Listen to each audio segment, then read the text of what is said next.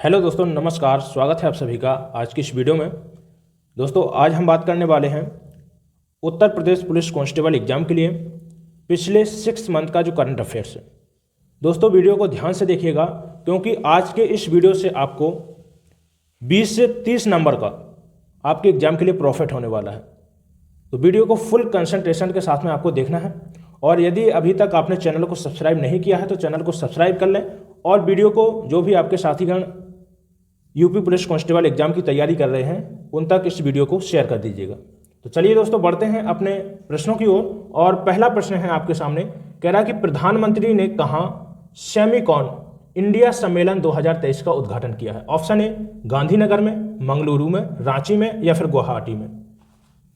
देखिए, Semicon India सम्मेलन 2023 का उद्घाटन किसके द्वारा किया गया? तो देखिए, प्रधानमंत्री नरेंद्र मोदी के द्वारा किया गया। ठीक है, कहां पर किया गया है?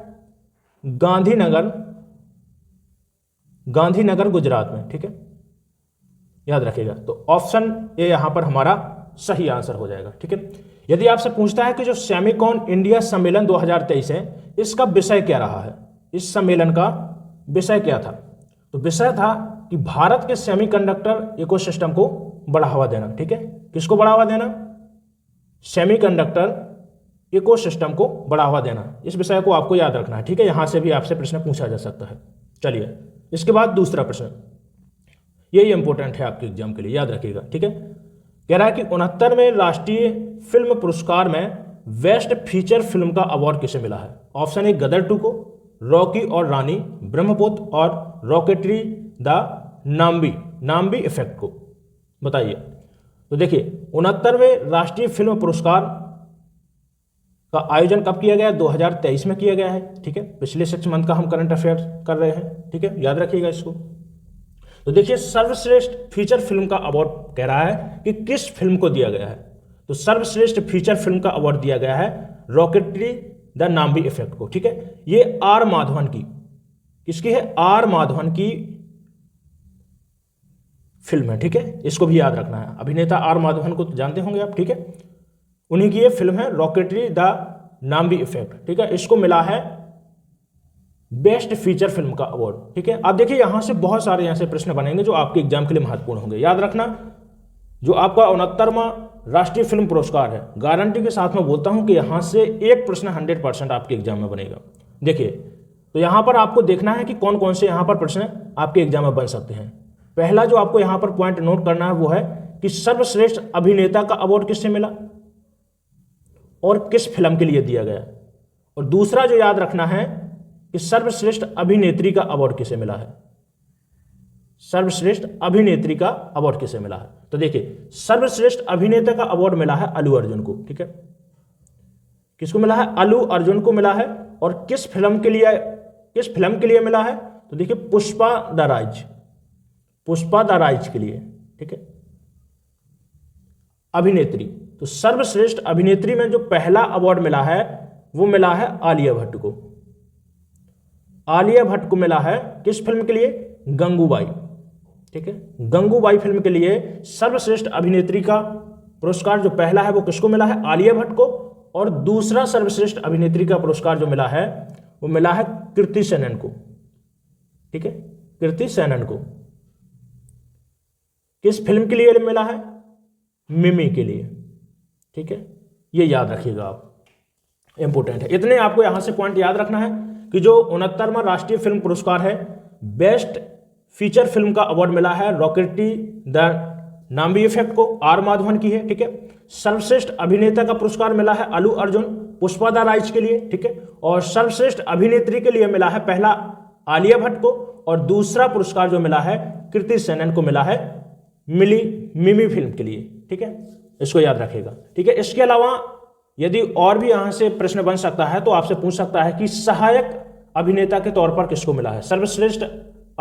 सर्वश्रेष्ठ सहायक अभिनेता का अवार्ड किसको मिला है? तो पंकज त्रिपाठी को मिला है। ठीक है, मिमी के लिए। यह भी आपको याद रखना है। चलिए, अगला प्रश्न। नेक्स्ट प्रश्न है, देश में किस क्रांति के जनक MS स्वामीनाथन का हाल ही में निधन हो गया है? ये इंपॉर्टेंट है, याद रखिएगा। ठीक है, इंपॉर्टेंट लगा लीजिएगा पहले तो। कह रहा है कि किस क्रांति के जनक थे एमएस स्वामीनाथन, जिनका हाल ही में निधन हो गया है। ठीक है, तो देखिए किस क्रांति के थे, तो भारत में हरित क्रांति का जनक, भारत में हरित क्रांति का जनक किसको बोला जाता है, एमएस स्वामीनाथन को। ठीक है, तो ऑप्शन डी यहां पर राइट आंसर हो जाएगा। अब देखिए यहां पर जो पॉइंट आपको नोट करने हैं, पहला जो आपको नोट करना है कि कितनी साल की उम्र में हुआ। ठीक है, कितने साल की उम्र में इनका निधन हुआ है, तो 98 वर्ष की अवस्था में इनका निधन हुआ है, और कहां पर हुआ है, मद्रास में। ठीक है, ये 2 पॉइंट आप नोट कर लीजिएगा। ठीक है, और एक पॉइंट ऐड करना है तो तीसरा ऐड कर लीजिएगा। देखिए कब हुआ है, 28 सितंबर 2023 को। ठीक है, तो किस क्रांति से संबंधित थे, हरित क्रांति से संबंधित थे। ठीक है, ये 3 पॉइंट नोट कर लीजिएगा। पहले तो 98 वर्ष की अवस्था में हुआ है, क्योंकि पूछा जाता है कि एमएस स्वामीनाथन का हाल ही में निधन हुआ है जो हरित क्रांति से संबंधित थे, तो कितने वर्ष की अवस्था में हुआ है, तो आप कहेंगे 98 वर्ष की अवस्था में हुआ है। कहां पर हुआ है, मद्रास, चेन्नई। ठीक है, और कब हुआ है, 28 सितंबर 2023। इसलिए आपको मैं पॉइंट बाय पॉइंट समझा रहा हूं। ठीक है, ताकि आपको स्पष्ट रहे, बिल्कुल एक एक पॉइंट आप नोट कर सकें। चलिए नेक्स्ट प्रश्न। चलिए अगला प्रश्न है, एशियन गेम 2023 में भारतीय महिला क्रिकेटर टीम ने कौन सा पदक जीता है, स्वर्ण पदक, रजत पदक और कांस्य पदक, और ऑप्शन डी कह रहा है कि उपरोक्त में से कोई नहीं। देखिए एशियन गेम 2023, पहला तो जो पॉइंट बनता है कि इसका आयोजन कहां पर किया गया है, तो इसका आयोजन 2023 में हुआ है, कहां पर, चीन में हुआ है, और पूछेगा कि चीन के किस स्टेडियम में हुआ है, तो इसका आयोजन चीन के होंगछू, ठीक है, होंगछू स्टेडियम में। ठीक है, चीन के होंगछू स्टेडियम में एशियन गेम 2023 का आयोजन किया गया था, ये आपको याद रखना है। ठीक है, अब कह रहा है कि भारतीय महिला क्रिकेट टीम ने कौन सा पदक जीता है, तो देखिए भारतीय महिला क्रिकेट टीम ने कौन सा पदक जीता है, स्वर्ण पदक जीता है, और इसकी विरोधी टीम कौन थी, विरोधी टीम थी श्रीलंका। ठीक है, याद रखना है। ठीक है, श्रीलंका ने जीता है रजत पदक। ठीक है, याद रखिएगा, रजत किसने जीता है, श्रीलंका ने, और स्वर्ण पदक किसने जीता है, भारतीय महिला क्रिकेट टीम ने। चलिए देखिए इसके अलावा देखिए कौन कौन से यहां पर प्रश्न बन सकते हैं। पूछा जा सकता है कि भारत का ध्वजवाहक कौन रहा है, एशियन गेम 2023 में भारत का ध्वजवाहक कौन रहा है, ध्वजवाहक कौन रहा है, ध्वजवाहक रहा है, हॉकी के खिलाड़ी हैं एक पी.आर. श्रीजेश ध्वजवाहक रहे हैं। ठीक है, एशियन गेम 2023 की। चलिए अगला प्रश्न नोट करते चलिएगा, जो भी महत्वपूर्ण यहां पर बिंदु लिख रहा हूं, ठीक है, वो आपके एग्जाम के लिए बहुत इंपॉर्टेंट है। चलिए अगला प्रश्न है, किस राज्य ने ऑनलाइन शिक्षा कार्यक्रम पहल का शुभारंभ किया है, बिहार ने, हरियाणा में, मध्य प्रदेश ने, या फिर उत्तर प्रदेश ने। देखिए उत्तर प्रदेश गवर्नमेंट के द्वारा 15 मई को, ठीक है, 15 मई को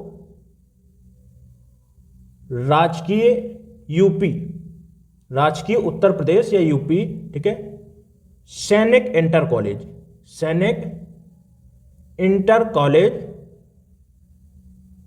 लखनऊ,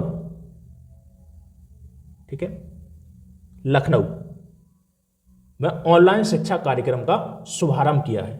ठीक है, तो कहां पर हो जाएगा, option D Uttar Pradesh right answer हो जाएगा। ठीक है, कहां पर किया है, देखिए याद रखना है, कब किया है, 15 मई को, कहां पर किया है, राजकीय यूपी सैनिक इंटर कॉलेज लखनऊ में। ठीक है, तो ऑप्शन डी यहां पर हमारा राइट आंसर हो जाएगा। चलिए अगला प्रश्न, G20 भ्रष्टाचार रोधी कार्यकारी समूह की दूसरी बैठक कहां आयोजित की गई, उत्तराखंड में, उत्तर प्रदेश में, हरियाणा में और मध्य प्रदेश में। देखिए तो G20 की पहली बैठक पूछता है कि कहां पर की गई, तो पहली बैठक की गई गुरुग्राम हरियाणा में। ठीक है, गुरुग्राम हरियाणा में। G20 की भ्रष्टाचार रोधी, ठीक है, बैठक दूसरी कहां पर की गई, तो दूसरी बैठक की गई उत्तराखंड के ऋषिकेश में। ठीक है, ऋषिकेश उत्तराखंड में। ठीक है, और तीसरी बैठक कहां पर की गई, G20 की तीसरी बैठक की गई कोलकाता में। ठीक है, कोलकाता पश्चिम बंगाल। तो हमारा सही क्या हो जाएगा, option A is the right answer. ठीक है, G20 देखिए इंपॉर्टेंट है, याद रखिएगा इसको, बहुत इंपॉर्टेंट है, यहां से प्रश्न बनेगा आपके एग्जाम में। देखिए पूछ रहा है आपसे कि G20 एंटी करप्शन ग्रुप की पहली बैठक, तो पहली बैठक गुरुग्राम हरियाणा में, दूसरी कहां पर की गई, G20 एंटी करप्शन ग्रुप की बैठक उत्तराखंड के ऋषिकेश में की गई है, और हमसे दूसरा ही पूछा था, तो ऑप्शन ए यहां पर हमारा राइट आंसर हो जाएगा। चलिए अगला प्रश्न, चलिए नेक्स्ट प्रश्न है, कह रहा है कि किस भारतीय मूल की लेखिका के उपन्यास वेस्टरलैंड को बुकर पुरस्कार 2023 के लिए शॉर्ट लिस्ट किया गया है। ऑप्शन ए चेतना मारू, बिल्किस बेगम और अरुंधति राय, और डी ऑप्शन कह रहा है कि संजना दीक्षित। तो देखिए किसको किया गया है, चेतना मारू। जो उपन्यास है वेस्टर्न लैंड, ये किसका उपन्यास है, चेतना मारू का उपन्यास है। ठीक है, तो ऑप्शन ए यहां पर हमारा राइट आंसर हो जाएगा। अब इसके अलावा जो यहां से आपके एग्जाम में प्रश्न बन सकता है और आपको याद रखना है, बहुत इंपॉर्टेंट है, पहले तो आप इसको नोट जरूर करेंगे। ठीक है, आपसे प्रश्न पूछा जा सकता है कि बुकर पुरस्कार 2023 का विजेता कौन रहे हैं। तो देखिए विजेता रहे हैं आयरलैंड के लेखक हैं, आयरलैंड के एक लेखक हैं जिनका नाम है पॉल लिंच। ठीक है, और इनको किसके लिए, तो इनका उपन्यास है प्रोफेट सॉन्ग। पॉल लिंच को प्रोफेट लिंच उपन्यास के लिए बुकर पुरस्कार चुना गया है। ठीक है, बुकर पुरस्कार 2023 चुना गया है।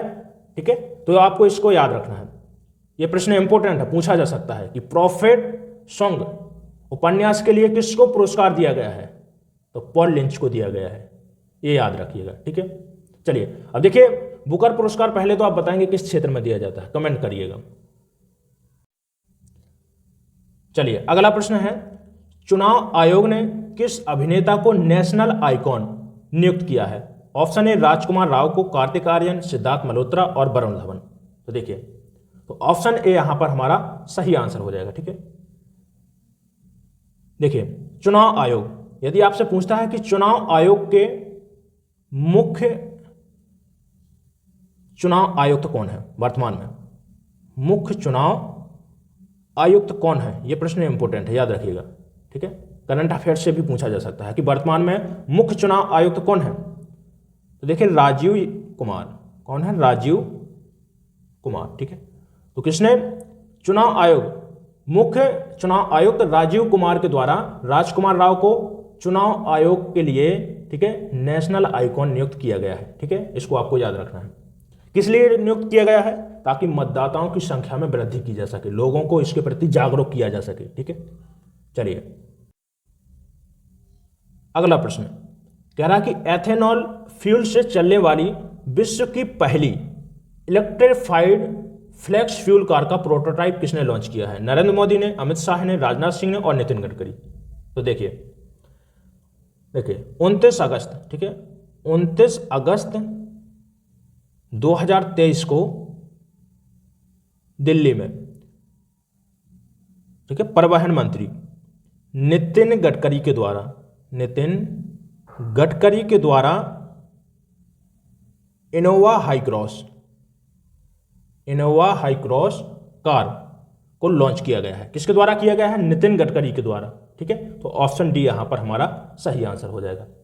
जो ये कार है, पूछ सकता है आपसे कि किस कंपनी के द्वारा बनाई गई है, यह भी आपको याद रखना है। तो टोयोटा, ठीक है, टोयोटा किर्लोस्कर मोटर द्वारा, टोयोटा किर्लोस्कर मोटर, ठीक है, कंपनी का नाम है, इसके द्वारा ये इनोवा हाई क्रॉस कार बनाई गई है, याद रखना है आपको। ठीक है, ये विश्व की, याद रखना है इसको, जो इनोवा हाई क्रॉस कार है ये विश्व की पहली इलेक्ट्रिफाइड फ्लेक्स फ्यूल कार है।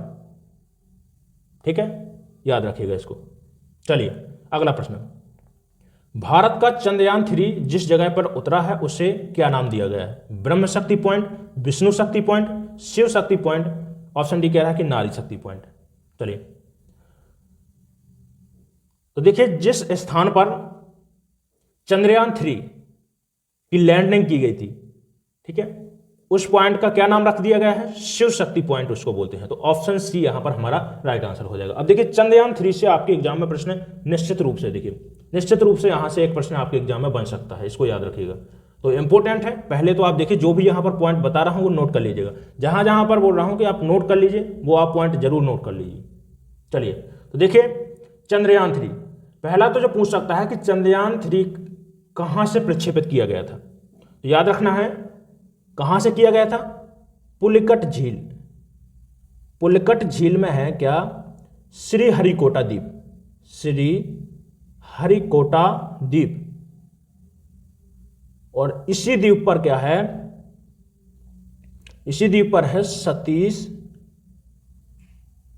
धवन अंतरिक्ष प्रक्षेपण यान केंद्र। ठीक है, क्या बोला मैंने, आंध्र प्रदेश में है पुलिकट झील, और जो पुलिकट झील में है यहां पर क्या है, श्रीहरिकोटा द्वीप, और इसी द्वीप पर है सतीश धवन अंतरिक्ष प्रक्षेपण यान केंद्र। इसी से लॉन्च किया गया था भारत का चंद्रयान 3, ये आपको याद रखना है। तीनों नाम दे सकता है, पुलिकट झील, हरिकोटा द्वीप भी दे सकता है, सतीश धवन अंतरिक्ष प्रक्षेपण यान केंद्र भी दे सकता है। ठीक है, अब बात आती है कि कब लॉन्च किया गया था, लॉन्च कब किया गया था और कब, मतलब चंद्रमा पर कहां पर इसकी लैंडिंग की गई थी। तो दोनों को आपको पॉइंट यहां पर नोट करना है। पहला जो पॉइंट है कि इसको देखिए कब लॉन्च किया गया था, तो 14 जुलाई को। ठीक है, 14 जुलाई को चंद्रयान 3 को लॉन्च किया गया था, कहां से, सतीश धवन अंतरिक्ष प्रक्षेपण यान केंद्र से। ठीक है, और इसकी लैंडिंग कहां की गई थी, चंद्रमा के दक्षिणी ध्रुव पर। ठीक है, चंद्रमा के दक्षिणी ध्रुव पर पहुंचने वाला चंद्रयान 3 पहला यान था, याद रखिएगा, पहला चंद्रयान था जो चंद्रमा के दक्षिणी ध्रुव पर पहुंचा था। और जहां पर जो हमारा विक्रम लैंडर था, जहां पर विक्रम लैंडर की लैंडिंग की गई, उस पॉइंट को क्या बोलते हैं, शिव शक्ति पॉइंट के नाम से जानते हैं। समझ में आया आपको। ठीक है, जहां पर लैंडिंग की गई थी उसको क्या बोलते हैं, शिव शक्ति पॉइंट। तो यही ऑप्शन सी हमारा राइट आंसर हो जाएगा। अब देखिए इसके पहले चंद्रयान 2 भी लॉन्च किया गया था। जो चंद्रयान 2 लॉन्च किया गया था पर वो सफलतापूर्वक लैंड नहीं कर पाया था। ठीक है, तो जिस पॉइंट पे वो लैंड किया था पर सफलतापूर्वक नहीं किया था, तो जिस पॉइंट पर लैंड किया था उस पॉइंट को क्या बोलते हैं, तिरंगा पॉइंट। ठीक है, तिरंगा पॉइंट, इसको भी आपको याद रखना है। हो सकता है आपके यहाँ पर ऑप्शन में तिरंगा पॉइंट दे दें और आप गलत करके आ जाए। ठीक है, तो जहां पर चंद्रयान 3 की लैंडिंग भाई उसको शिव शक्ति पॉइंट, और जहां पर चंद्रयान 2 लैंड किया था वहां उसको, उस पॉइंट को क्या बोलते हैं, तिरंगा पॉइंट बोलते हैं। चलिए अगला प्रश्न, सर्वश्रेष्ठ राष्ट्रीय स्मार्ट सिटी पुरस्कार 2022 किसने जीता। देखिए है 2022 का, लेकिन कब दिया गया, 2023 में, इसको याद रखना है। तो ये मत समझना कि मैं 2022 का करंट अफेयर्स आपको बता रहा हूं, 2023 ही का है। ठीक है, तो सर्वश्रेष्ठ राष्ट्रीय स्मार्ट सिटी पुरस्कार 2022 किसने जीता है, इंदौर ने, सूरत ने, आगरा ने, या फिर ग्वालियर ने। तो देखिए ऑप्शन पहला यहां पर ऑप्शन ए हमारा सही आंसर हो जाएगा। किसने जीता है, इंदौर ने। और इंदौर देखिए इतना इंपॉर्टेंट है कि चाहे कोई सा भी एग्जाम हो, करंट अफेयर यदि पूछा जाता है, इंदौर से संबंधित प्रश्न 100% बनेगा वहां पर। ठीक है, इसको आपको नोट कर लेना। तो चलिए देखिए, सर्वश्रेष्ठ राष्ट्रीय स्मार्ट सिटी का पुरस्कार जो सर्वप्रथम पहला पुरस्कार किसको दिया गया, इंदौर को दिया गया। ठीक है, इंदौर शहर को दिया गया। दूसरा पुरस्कार किसको दिया गया, दूसरा मिला है सूरत। ठीक है, सूरत शहर को दिया गया। और जो तीसरा पुरस्कार दिया गया है, जो सबसे ज्यादा इंपॉर्टेंट है आपके एग्जाम के लिए, किसको दिया गया है, आगरा। किसको दिया गया है, उत्तर प्रदेश के आगरा शहर को दिया गया है। याद रखिएगा, पहला आपका यह पॉइंट कंप्लीट कि सर्वश्रेष्ठ राष्ट्रीय स्मार्ट सिटी पुरस्कार 2022 जो पहला पुरस्कार दिया गया वो किसको दिया गया, इंदौर को। दूसरा मिला है सूरत को, और तीसरा किसको मिला है, आगरा का तीसरा नंबर आया है। ठीक है, अब देखिए यदि आपसे पूछता है कि सर्वश्रेष्ठ राज्य का पुरस्कार किसको मिला है, सर्वश्रेष्ठ राज्य, अभी सिटी थी अब राज्य का पुरस्कार, तो सर्वश्रेष्ठ राज्य का पुरस्कार पहले जो मिला है वो है मध्य प्रदेश को। पहला पुरस्कार किसको मिला, मध्य प्रदेश को। ठीक है, दूसरा जो मिला है वो है तमिलनाडु को, तमिलनाडु को। और जो तीसरा मिला है वो फिर से आपके एग्जाम के लिए इंपॉर्टेंट है, उत्तर प्रदेश को। तो तीसरा स्थान यहां पर भी है उत्तर प्रदेश का, और तीसरा सर्वश्रेष्ठ राष्ट्रीय स्मार्ट सिटी पुरस्कार में भी है, याद रखिएगा, दोनों पॉइंट नोट कर लीजिए, ठीक है। और तीसरा पॉइंट आपको जो याद रखना है अब वो है कि सर्वश्रेष्ठ स्वच्छ सिटी का पुरस्कार, सर्वश्रेष्ठ स्वच्छ सिटी का पुरस्कार किसको दिया गया है? तो सर्वश्रेष्ठ स्वच्छ सिटी का पुरस्कार लगातार 7 बार, ठीक है, किसको मिला है इस बार? इंदौर को। और पिछले 7 बार भी किसको दिया गया है? इंदौर को मिला है, याद रखिएगा, ठीक है। तो इंदौर से हर बार प्रश्न बनता है, इसको आपको याद रखना है। और इस बार देखिए उत्तर प्रदेश का एग्जाम है, तो उत्तर प्रदेश करंट अफेयर्स से भी संबंधित प्रश्न बनेगा, यूपी जीके भी पूछा जाता है। तो आगरा याद रखना है कि सर्वश्रेष्ठ राष्ट्रीय स्मार्ट सिटी का पुरस्कार किससे दिया गया? आगरा को दिया गया। और सर्वश्रेष्ठ राज्य का पुरस्कार किसको मिला है? तीसरा नंबर जो आया है वो उत्तर प्रदेश का, पहला मध्य प्रदेश का है, ठीक है, याद रखिएगा। चलिए अगला प्रश्न, नेक्स्ट प्रश्न है, देश के किस राज्य में सबसे ज्यादा बाघ पाए जाते हैं? ठीक है, मध्य प्रदेश में है, कर्नाटक, उत्तराखंड और महाराष्ट्र। तो देखिए वर्तमान में मध्य प्रदेश की बात करें तो वर्तमान में मध्य प्रदेश में बाघों की संख्या है 785, ठीक है। जो दूसरा नंबर आता है भारत में बाघों की संख्या को लेकर, दूसरा नंबर है कर्नाटक का, ठीक है, किसका है? कर्नाटक का।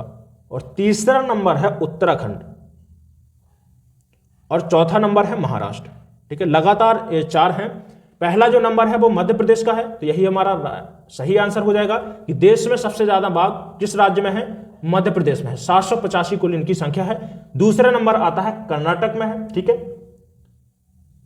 कितने हैं? 563 बाघ हैं, ठीक है। और तीसरा नंबर उत्तराखंड का, और जो चौथा नंबर आता है वो महाराष्ट्र का आता है। तो पहला ऑप्शन हमारा सही आंसर हो जाएगा। चलिए अगला प्रश्न, चलिए नेक्स्ट प्रश्न है, राष्ट्रीय शहीद स्मारक और रेलवे सुरक्षा संग्रहालय का अनावरण कहां पर हुआ है? हैदराबाद, दिसपुर, देहरादून और लखनऊ में। तो देखिए ऑप्शन डी यहां पर हमारा सही आंसर हो जाएगा, ठीक है। समझिएगा यहां पर कहां पर किया गया अनावरण? लखनऊ में किया गया, उत्तर प्रदेश, ठीक है। किसके द्वारा किया गया? संजय चंदर के द्वारा, यह याद रखना है। पूछ सकता है कि जो राष्ट्रीय शहीद स्मारक और रेलवे सुरक्षा संग्रहालय है, इसका अनावरण किसके द्वारा किया गया? तो संजय चंदर के द्वारा किया गया। और कहां पर किया गया? लखनऊ के जगजीवन आरपीएफ अकादमी में, ठीक है। लखनऊ की जो जगजीवन आरपीएफ अकादमी है वहां पर राष्ट्रीय शहीद स्मारक और रेलवे सुरक्षा संग्रहालय का अनावरण किया गया संजय चंदर के द्वारा। तो ऑप्शन डी यहां पर हमारा राइट आंसर हो जाएगा। चलिए देखिए, कोशिश मैं कर रहा हूं कि आपको एक लाइन से ना बताऊं, पॉइंट बाय पॉइंट बताऊं, ताकि आपको स्पष्ट साफ दिख जाए कि कौन सा यहां पर पॉइंट महत्वपूर्ण है आपके एग्जाम के लिए। चलिए अगला प्रश्न, हाल ही में किस देश ने टेस्ट क्रिकेट में सबसे तेज 100 रन बनाने का वर्ल्ड रिकॉर्ड बनाया है? Option A England, Australia, West Indies, और डी ऑप्शन कह रहा है कि भारत ने। तो देखिए हाल ही में कह रहा है किस देश ने टेस्ट क्रिकेट में सबसे तेज 100 रन बनाने का वर्ल्ड रिकॉर्ड बनाया है, बताइए। तो ऑप्शन डी यहां पर सही आंसर हो जाएगा, किसने? भारत ने। अगला प्रश्न है, कह रहा है कि गृह मंत्री अमित शाह ने कहां पर भगवान श्री राम की 108 फीट ऊंची प्रतिमा की आधारशिला रखी है? ऑप्शन ए गोरखपुर, अयोध्या, कुरनूल और सांची में, ठीक है। तो कहां पर रखी है? कुरनूल, आंध्र प्रदेश में। तो ऑप्शन सी सही आंसर हो जाएगा, ठीक है। चलिए, किसके द्वारा शिलान्यास किया गया? अमित शाह जी के द्वारा वीडियो कॉन्फ्रेंस के माध्यम से इसका जो श्री राम की 108 फीट ऊंची प्रतिमा है इसका शिलान्यास किया गया है। कहां पर किया गया है? कुरनूल, आंध्र प्रदेश में किया गया है। चलिए अगला प्रश्न, अनपरा ई तापीय परियोजना किस राज्य में है? तमिलनाडु, उड़ीसा, मध्य प्रदेश और उत्तर प्रदेश। तो देखिए जो अनपरा ई तापीय परियोजना है यह कहां पर है? सोनभद्र उत्तर प्रदेश में, ठीक है। पूछ सकता है कि किस नदी के तट पर है? तो रिहंद नदी के तट पर है, ठीक है, रिहंद नदी के तट पर है, यह भी आपको याद रखना है। तो ऑप्शन डी यहां पर हमारा राइट आंसर हो जाएगा। चलिए अगला प्रश्न, ये इंपॉर्टेंट है, कह रहा है कि 53वें Dada Saheb Phalke lifetime achievement award 2021 के लिए किसे चुना गया है? फातिमा बेगम, रेखा, शर्मिला टैगोर और वहीदा रहमान। देखिए 2021 का है, लेकिन दिया कब गया? 2023 में। तो याद रखिएगा, ठीक है। किसको दिया गया है? वहीदा रहमान को दिया गया है। तो option D is the right answer. Next प्रश्न, किस देश के दीपेंद्र सिंह एरी ने 9 गेंदों में अर्धशतक बनाकर रिकॉर्ड बनाया है? ठीक है, अमेरिका के थे, मंगोलिया के हैं, नेपाल के हैं और भूटान के हैं। तो देखिए दीपेंद्र सिंह एरी ने 9 गेंदों में कितने? 8 छक्के लगाए हैं। 8 छक्के लगाकर इन्होंने क्या है? अर्धशतक बनाया है। ठीक है, ठीक है, 52 रन बनाए थे। तो कहां के हैं दीपेंद्र सिंह एरी? नेपाल के। तो ऑप्शन सी यहां पर हमारा सही आंसर हो जाएगा। इसके पहले ये रिकॉर्ड किसका तोड़ा है? इन्होंने रिकॉर्ड पूछ सकता है कि किसका रिकॉर्ड तोड़ा है? तो युवराज सिंह ने बनाया था। ठीक है, युवराज सिंह ने। ठीक है, याद रखिएगा इसको। अगला प्रश्न, भारत ड्रोन शक्ति 2023 का आयोजन किस शहर में किया गया है? गुरुग्राम, अहमदाबाद, पटियाला और गाजियाबाद। तो देखिए भारत ड्रोन शक्ति 2023 का आयोजन कहां पर किया गया है? गाजियाबाद, उत्तर प्रदेश में।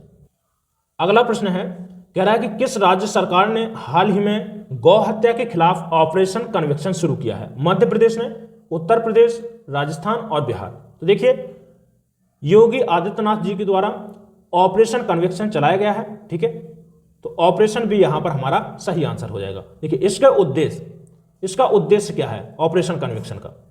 इसका उद्देश्य है कि देखिए जो भी दोषी पाए जाते हैं, ठीक है, तो जल्द से जल्द तो पहले उनका दोष सिद्ध होना चाहिए, और दोष सिद्ध होने के बाद में जल्दी से जल्दी अपराधी को क्या है? सजा मिलनी चाहिए।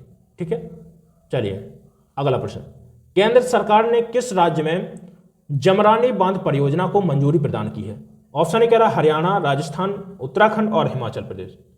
देखिए तो देखिए केंद्र सरकार के द्वारा जमरानी बांध परियोजना कहां पर है? चलाई जा रही है उत्तराखंड के नैनीताल में। ठीक है, उत्तराखंड के नैनीताल में गोला नदी के तट पर है जमरानी बांध परियोजना। ठीक है, इसको मंजूरी दे दी है किसने? केंद्र सरकार ने। तो ऑप्शन यहां पर सी हमारा राइट आंसर हो जाएगा। नेक्स्ट प्रश्न है, आईसीसी वर्ल्ड कप क्रिकेट 2023 किस देश में खेला जाएगा? भारत में खेला गया है, पाकिस्तान में, नेपाल में या फिर श्रीलंका में? तो देखिए किसमें खेला गया है? भारत में खेला गया था, आप परिचित ही होंगे इससे। ठीक है, देखिए इंडिया ने कुल 240 रन, ठीक है, 50 ओवर में बनाए थे, हैं? और ऑस्ट्रेलिया ने 241 रन से जीत हुई थी। ठीक है, 6 विकेट पर। तो ऑप्शन ए यहां पर हमारा राइट आंसर हो जाएगा। ठीक है, जीती कौन थी? ऑस्ट्रेलिया। अगला प्रश्न है, किस राज्य सरकार ने हाल ही में गरीबों को मुफ्त कानूनी सहायता प्रदान करने के लिए LADCS लागू किया है? उत्तर प्रदेश में, बिहार में, झारखंड में और उड़ीसा में। तो देखिए गरीबों को मुफ्त कानूनी सहायता हेतु किसने किया है? योगी आदित्यनाथ के द्वारा यह कार्यक्रम चलाया गया है। कहां पर? उत्तर प्रदेश में। तो ऑप्शन ए राइट आंसर हो जाएगा। नेक्स्ट प्रश्न है, रॉबर्ट पिको किस देश के चौथी बार प्रधानमंत्री बने हैं? तुर्कमेनिस्तान, स्वीडन के, नीदरलैंड के और स्लोवाकिया के। तो ऑप्शन डी सही आंसर हो जाएगा। स्लोवाकिया के चौथे बार रॉबर्ट पिको प्रधानमंत्री बने हैं। नेक्स्ट प्रश्न, किस कंपनी ने महिला डिलीवरी पार्टनर्स के लिए मातृत्व बीमा योजना शुरू की है? स्विगी ने, अमेजॉन ने, जोमेटो ने और ओप्पो ने। तो देखिए फूड डिलीवरी एक ऐप है जोमेटो के द्वारा महिला डिलीवरी पार्टनर के लिए मातृत्व बीमा योजना शुरू की गई है। तो ऑप्शन सी यहां पर हमारा सही आंसर हो जाएगा। ठीक है, अगला प्रश्न, नेक्स्ट प्रश्न है, एशियन गेम्स की 15 मीटर राइफल शूटिंग प्रतियोगिता में भारतीय खिलाड़ियों ने कौन सा पदक जीता? ऑप्शन ए स्वर्ण पदक, रजत पदक, कांस्य पदक और इनमें से कोई नहीं। तो देखिए किसने जीता है? भारतीय खिलाड़ियों ने कौन सा पदक जीता है? स्वर्ण पदक। तो ऑप्शन ए यहां पर हमारा राइट आंसर हो जाएगा। ठीक है, चीन के खिलाड़ियों ने कौन सा पदक जीता है? तो रजत पदक जीता है और कांस्य पदक जीता है कोरिया ने। ठीक है, याद रखिएगा इसको। चलिए अगला प्रश्न है, किस राज्य ने 1 जुलाई से वन टैप वन ट्री अभियान शुरू किया है? बिहार ने, मध्य प्रदेश ने, हरियाणा ने और उत्तर प्रदेश ने। तो उत्तर प्रदेश ने शुरू किया है। ठीक है, ये अभियान देखिए 1 सप्ताह के लिए चलाया गया है। ठीक है, 1 जुलाई से 7 जुलाई तक ये चलाया गया है अभियान, और इसका उद्देश्य है कि उत्तर प्रदेश के जो भी लाभार्थी हैं उनको एक नल दिया जाए। ठीक है, हर घर जल परियोजना के अंतर्गत प्रत्येक जो भी लाभार्थी हैं उनको एक नल दिया जाए और नल के साथ में एक वृक्ष दिया जाए। ठीक है, तो कुल देखिए 5 लाख यहां पर वृक्ष लगाने का लक्ष्य रखा गया है। इसको भी आपको याद रखना है। ठीक है, कहां पर? उत्तर प्रदेश में। चलिए दोस्तों, बस आज इतने ही प्रश्न हैं। और करंट अफेयर्स देखिए आपके एग्जाम के लिए बहुत महत्वपूर्ण है। आज का ये वीडियो आपको कम से कम 20 नंबर से लेकर 30 नंबर तक आपके एग्जाम के लिए प्रॉफिट दिलाने वाला है। तो आज का ये वीडियो यदि आपने अच्छे से नहीं देखा है तो एक बार फिर से देखिए, और वीडियो कैसा लगा है कमेंट करके जरूर बताइए। और यदि अभी तक आपने चैनल को सब्सक्राइब नहीं किया है तो चैनल को सब्सक्राइब कर लें और साथ में बेल आइकन को दबा दीजिए। ठीक है, चलिए मिलते हैं इसके बाद अगले वीडियो में। धन्यवाद।